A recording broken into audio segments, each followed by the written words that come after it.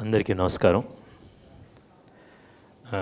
కొన్ని కథలు చాలా సహజంగా, పచ్చిగా పేలటానికి సిద్ధంగా ఉన్నట్టుంటాయి అన్నమాట.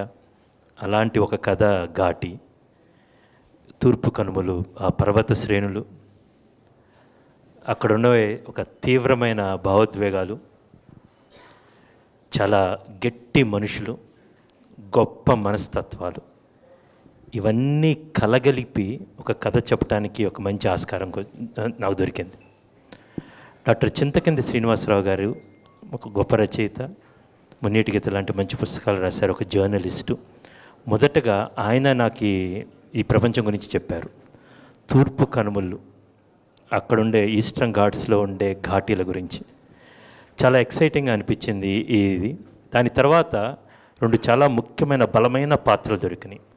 మొదటగా శీలావతి అనే పాత్ర, అనుష్క శెట్టి గారు. నేను స్వీటీ వేదం సినిమాలో కలిసి పనిచేశాము. తను సరోజ అనే పాత్ర పోషించింది. ఇప్పుడు తను ఈ ఘాటీలో శీలావతిగా మనందరి ముందుకు రాబోతుంది.